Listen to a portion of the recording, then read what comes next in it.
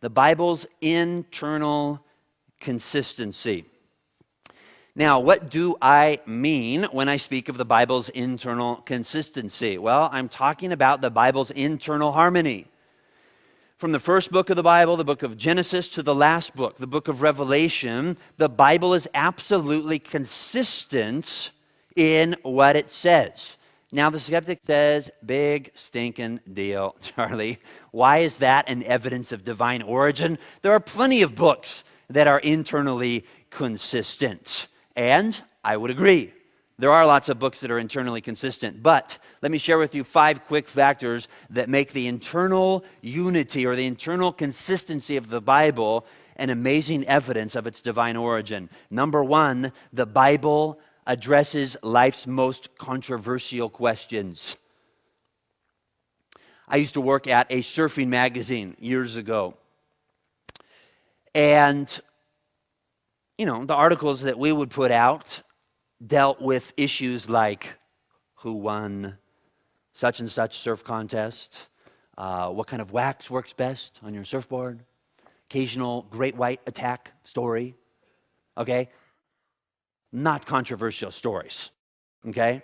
We address trivial matters of life, sunscreen, surf wax, what kind of boards work best in certain size waves and all of that. Guys, the Bible doesn't deal with that stuff.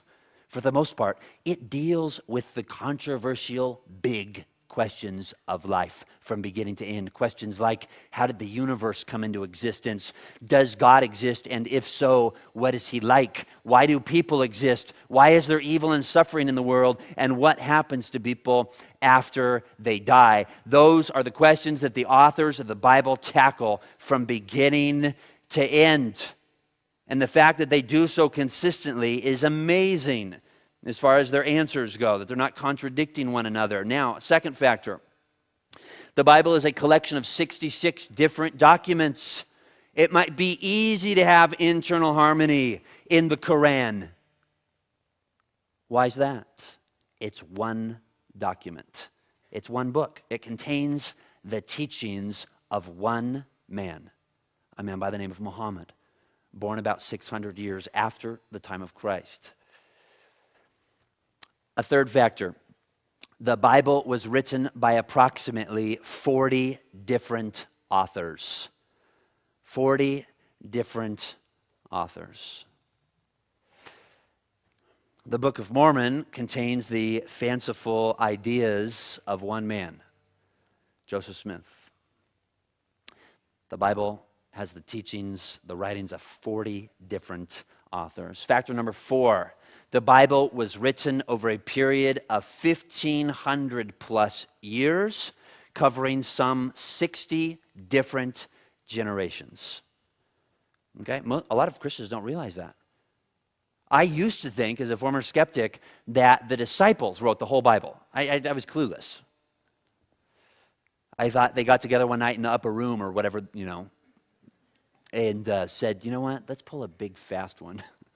Let's make up a whole story. You write Genesis and, talk about how God made the world, and, you write Exodus, and, you write a book called Leviticus, and, put a bunch of laws in it and stuff like that,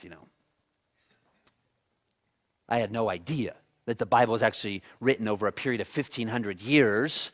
And factor number 5, many of the authors were separated from one another geographically. Not only were they separated from each other in time, they were separated from each other in space, geographically. The Bible was written down on 3 different continents: Africa, Asia, and Europe. Okay? Now, other factors could be put forth here. I think the 5 suffice for now.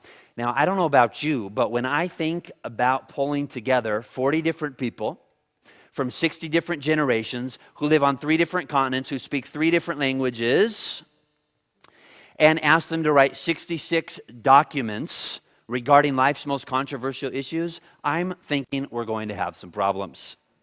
I don't know about you, but I'm thinking that book is going to be a difficult read. These people are going to be contradicting one another and confused about these questions. And yet, in spite of all these factors, the Bible is a perfectly harmonious, consistent account of how God is seeking to reconcile you and me, sinners, back to himself through the person and work of his Son. The scriptures point to Jesus Christ, Old and New Testament. All right, let's move on. Number one, we have fulfilled prophecy. Number two, we have archaeological evidence. Number three, we have the Bible's internal consistency. Number four, we have extra biblical writings. Extra biblical writings. This would be literary evidence